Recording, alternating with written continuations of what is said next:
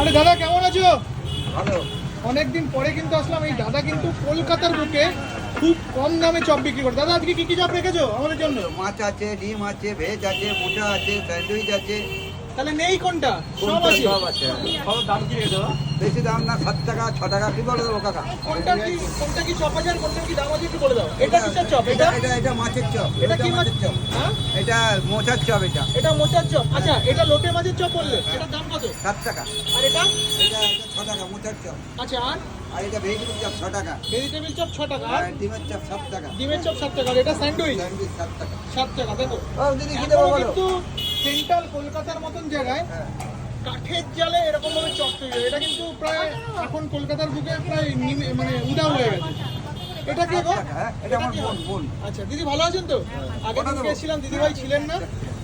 দিদিভাইও আসেন নাকি? হ্যাঁ। তোমার বোনও আসে?